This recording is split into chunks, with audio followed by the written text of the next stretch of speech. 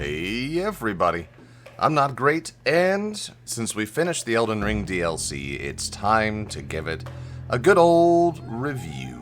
So, this is my review for Elden Ring, Shadow of the Erdtree. This is the first DLC to come out for Elden Ring, which is already a massive game, and the DLC, just like the main game, huge. For me, on my end, I recorded more than 50 episodes, each ranging from half an hour to an hour long.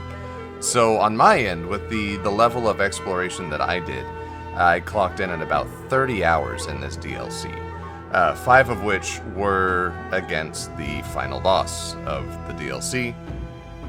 We don't need to go too far into that, but if you're watching this review and you're thinking, man, I don't know if I want to buy this DLC or this game, I would say, 1, yes, do that. Do it now. Do it now. Spend your money. But otherwise, I would say be prepared for, at the very least, at the beginning of the DLC and at the end of the DLC, you gotta get good. You gotta get good. So, DLC.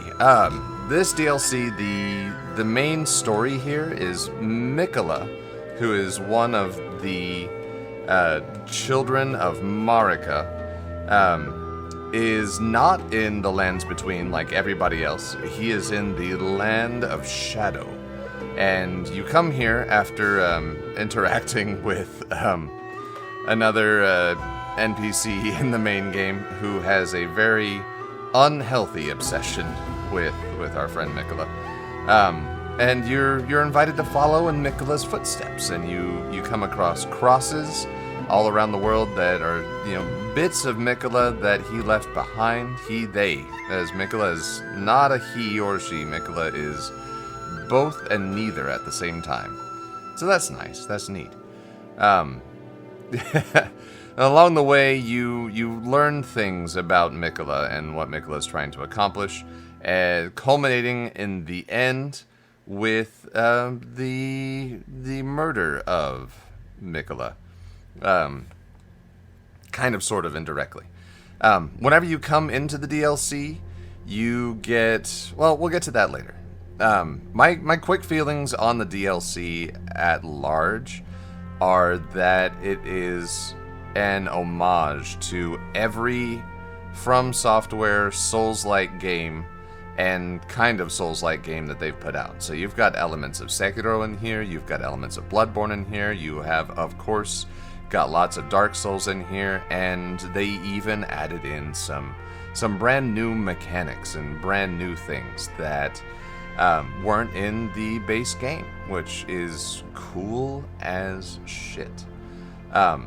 You'll need to play through yourself to kind of figure out what those are and how you feel about them. Me, personally, I like the new light greatswords, of which I found 2 in the game. I enjoyed using those. That's just for me. There are also some thrown weapons. There's a bunch of new stuff, as well as some new mechanics that we'll get to here in a minute.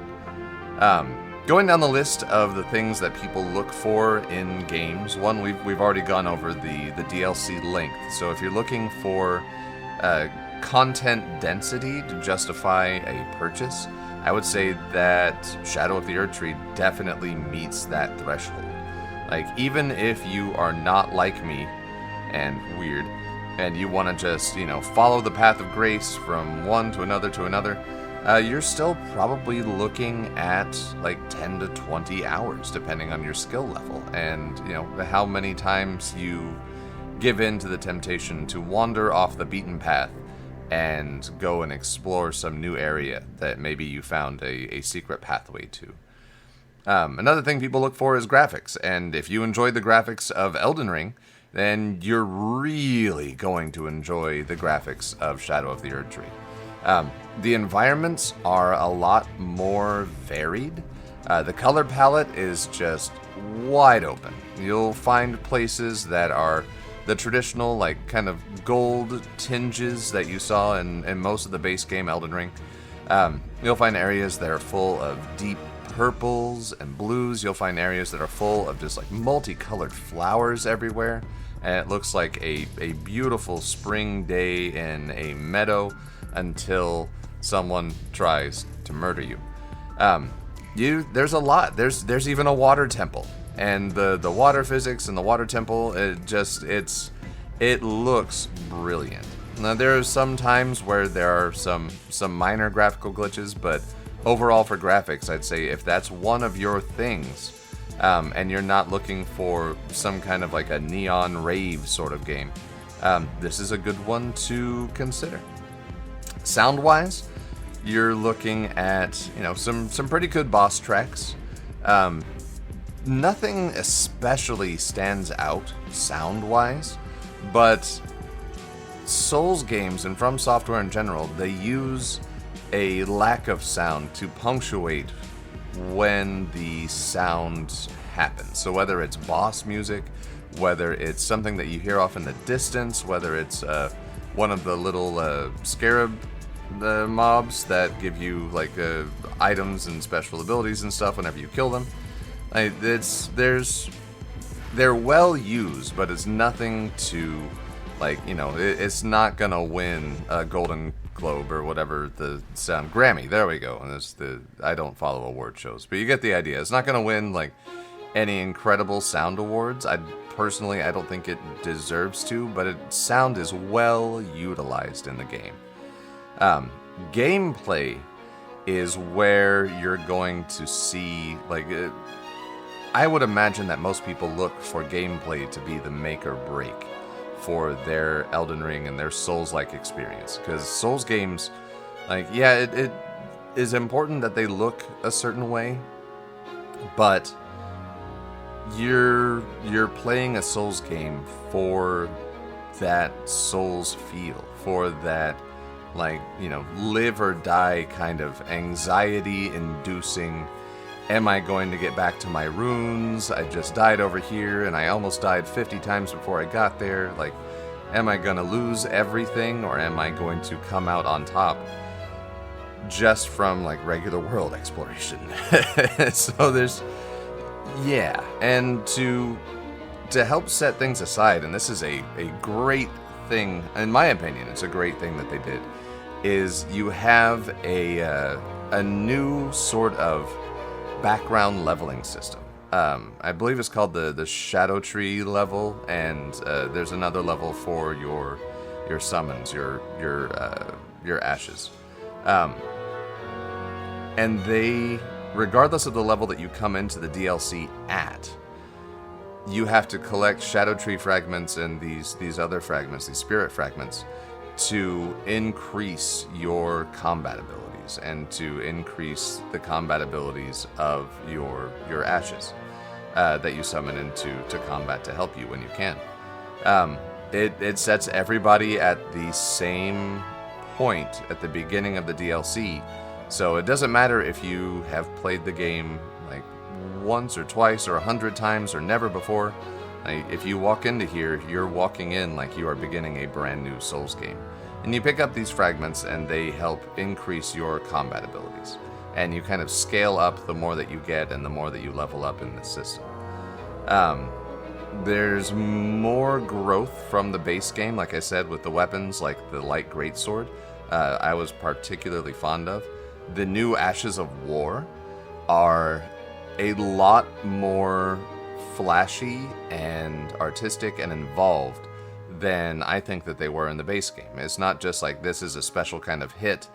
It is this is a minor acrobatic experience whenever you use some of these. And they've tuned them more too, so where they do more damage or they inflict better debuffs or poison and blood and everything. It's to me, with a couple of exceptions, I would prefer to use most of the Ashes of War that I got in the DLC.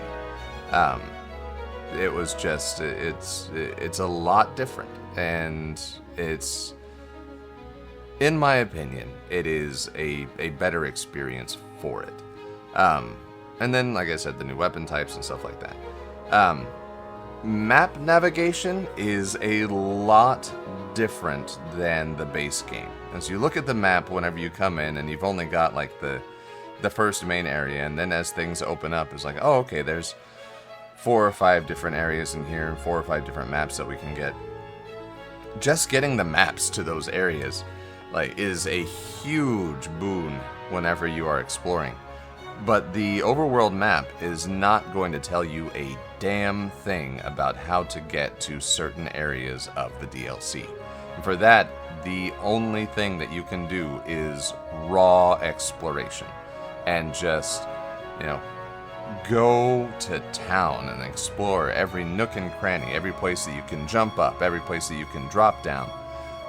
Keep looking over all of those cliffs, because there's gonna be stuff above you, there's gonna be stuff below you.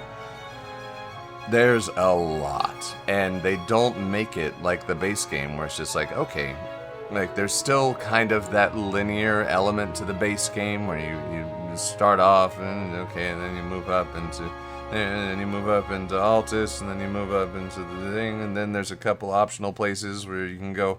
Like, this is a lot different in that if you only go the places that, like the map zones that the game directs you towards, you are going to miss out on half or maybe more of all of the areas that you can explore. And these areas also have like special mini bosses, or special like optional bosses or hidden bosses in them.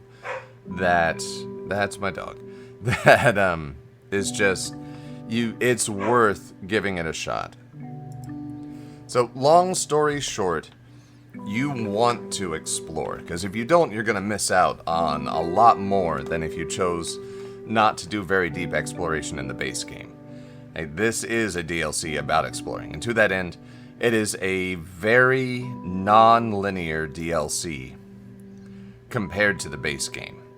The base game, you find an area, you go around the outside, you find all the little pathways and things, and you kind of work your way in, and you explore everything that you can. Great. You do that in the DLC, in Shadow of the Erdtree, and you're still going to miss out on a lot of things. Like, there are areas that only open up after you go through an entire dungeon, or cave, or mausoleum, or whatever. You've also got, speaking of mausoleums, like, instead of Everjails, you've got mausoleums. And Everjails, if you aren't familiar with those from the base game, are places that you can go and you do a one-on-one showdown with a major enemy, or a mini-boss, or in some cases, like a redo of another boss from the game. And Shadow of the Erdtree has those in mausoleums, and they also have random NPCs just wandering around the map. You kill these guys, you get some good gear, you get some good runes, it's nice you pick up some weapons, and a lot of them are, I don't know about a lot, but there's at least one where you'll find, like, nearly literally like Wolverine from the X-Men wandering in the woods. He's just there with claws, and he will mess you up and go crazy on you. And you find him relatively early, so it's not much of a spoiler. But he's also hard as hell, because you're there earlier, you don't have your Shadow Tree level up. It's an experience, to say the least. Along with some of the new enemy types. Like, there are these, God, I don't know the names of them. They're like blade dancer enemies. That just, spin around, like, you can't just play the DLC like you played the main game, because it's not going to work. You have to continue, just like you did your first playthrough of any Souls game, is you have to continue to adapt to what the world throws at you, and be ready for that world to not be fair. It's not fair, and the only way to beat it is to be not fair back. So let's get down to some of my favorite moments. Aside from just like entering the DLC and feeling that wave of like, yes, new Souls experience wash over you. I personally enjoyed the quest line for Saint Trina. I was a big fan of the Sword of St. Trina in the base game. I think that the sleep mechanic is horrendously underused. They even added a new type of sleep for the DLC, and I'm super excited about it. Don't get to use it nearly enough, but that's just my thing. It's one of my favorite things was that they did St. Trina's story, and I'm not going to spoil any of it for you, but that was a big thing for me. Then coming across a lot of the bosses in the game, like the only boss I really want to pick a fight with From Software over is going to be the final boss, and that was a ridiculous experience. And that was even after the patch, where they slowed some attacks down and extended some. You get the idea. They made it slightly easier, and it was still just a nightmare. But after you've been through the rest of the DLC, again, this is just for me, culminating in a fight like that took me 5 hours to get through, like to get the timings down, to pick the right weapons and armor, to have the right kind of support going into it. It was a frustrating but triumphant experience, and that's pretty much how you summarize any Souls game. Least favorite moments? I'm not even going to say that the final boss was a least favorite moment, because it's not. The least favorite moments were the times that I was bashing my head against my desk or controller or screen or what have you, trying to find the next thing. And for me, the next thing isn't like the next, where do I go to progress the story? The next thing for me is like, okay, where's the next dungeon? Where's the next Erdtree fragment? Where's the next boss? Where's the next mini-boss? Where's the next mausoleum? Where's the next secret thing or super cool, like, new thing that I'm going to have? And sometimes that got frustrating. Especially given, like, the non-linear nature of the world map. And how, you can get some basic hints on things that are nearby an area that you want to get into, but there's not going to be any help for you in that regard. There's no hand-holding when it comes to exploring this world. It is just put your head down and slog through. Check all of those walls. Check all of those ledges. Check all of those caves. Again, like I said, there are at least 2 instances of a cave, which would be kind of like a minor dungeon. You get to the boss, it's like, oh, this is a real boss. Like, this isn't a dungeon boss. This is something bigger than that. And then you come out the other side, and instead of going back to the beginning of the dungeon, there's a doorway, and you go in there, and you're in an entirely new area. Speaking of entirely new areas, the Aging Untouchables were just, like, going back to a happy thought. The Aging Untouchables were just a brilliant kind of, like, stealth mode gameplay element. You get lots of Bloodborne vibes out of this game as well. It's something else.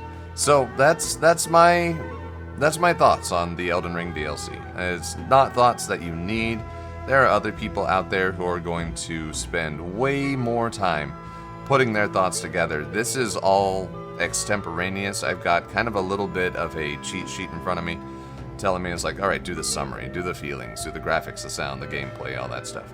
And I'm just riffing off the top of my head, having beaten the game just a couple days ago. Or the DLC a couple days ago. That brings me back. So the one other thing that was my least favorite moment was going back into the base game after the DLC. As you do have to make a lot of psychological adjustments. I came out of the DLC and went right back to the Mountaintop of Giants, as that's where I was in my New Game Plus 2 playthrough, before I jumped into the DLC. And by the way, I have no idea how affected the DLC was by me being in New Game Plus 2. So, you have New Game Plus, and then New Game Plus 2, and then Plus 3, and then Plus 4, I'm in Plus 2. I have no idea how that affected my experience compared to other people. It may have made some things a little bit more difficult, but I was also, like, hitting level 280 by the time that I was out of it, and I still felt like a kitten. I felt like a fat, squishy kitten compared to some of these bosses and areas, and I loved every second. So, as far as like DLC goes for From Software games or from games in general, I'd rank this up there in one of the best examples of a DLC that you could possibly find. Just the amount of content that they added, and that, essentially you could play this DLC by itself, and I'd say it's roughly the size of like 2/3 of a Dark Souls 3.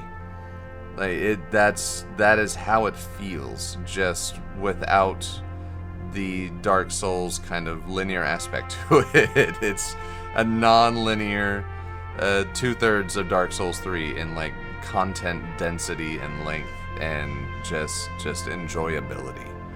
And there's poison swamps and there's rot places and there's new enemies that are gonna drive you up the wall with how frustrating they can be to defeat. But, friends, absolutely worth it. I would give it, if I was doing it on a 5-point scale, I would probably go for a 4.5 or a 5. If I'm doing it on a 10-point scale, I'd say it's a 9 or a 9.5. I don't know if I would call it perfect, but it is one of the most enjoyable experiences I've had, DLC or not, in a very long time. And coming from my job and my day-to-day stuff and sitting down to record my completely backwards, insane, like I set out to try and break the game and come at everything from an angle that maybe somebody would not have anticipated. And I feel like I accomplished that. Like, I got to do that. I didn't, stray off the main path to go and explore and then go back to it. I never stepped on the main path in the first place. And that's just how I like to play and do things. And whether or not you want to, go from start to finish and then backtrack and look for things, or if you want to do what I did and just okay, well, the game wants me to go forward, I'm going to go left. Now I'm going to go right. Now I'm going to go down. It can be enjoyed any way you want to. And that's what games like Elden Ring are meant to be, is, there are confines that you work within, set by the game itself and the game's mechanics and the game's environments. But for the most part, you get to choose how you are going to address those challenges. Whether you're going to throw on some heavy armor and a strength build and a tower shield and just face tank everything, or if you're going to go a kamikaze berserker in there, if you're going to try and cast your spells and mess people up that way, if you're going to try a combination of any of those, or going in for a dex build or a katana build. There are new katanas, there are great katanas.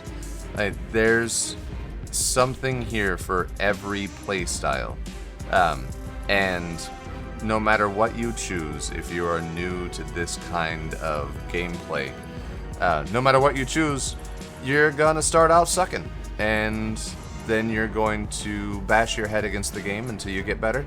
And if you stick with it long enough, you will see a level of detail and sophistication and just mind-numbing, blinding rage that you can't really get anywhere else. So my vote is, if you're into this kind of game, if you want to experiment with this kind of game, if you're thinking about dipping your toe into the Souls world, as it were, then Elden Ring, and by extension the Elden Ring DLC, is the thing for you. And I fully believe that. So that's my 2 cents. Thank y'all for watching. I hope you enjoyed this review coming out months after everybody else has had theirs out. I've got a day job, and it's stressful, and so, I'm a little bit behind the curve. But, It's good to sit down and reflect and give credit where credit is due and give criticism where criticism is due, and to, fight lobsters. Fight lobsters. I'm glad this DLC had fewer lobsters in the main game. God, the lobsters. Just put them to sleep. Put the lobsters to sleep. So, stay safe and healthy out there. Check out the description of this review for a link to the Free Time Creators Collective Discord, which is a collective of small channels. And another person who has played the DLC is a part of the Discord, is Stubbs the Wizard. He does themed runs, and they're very entertaining and very relaxing to watch, which is true of a lot of the members of our collective. So go check them out if that's what you want. And as always, friends, I do hope you have a good one.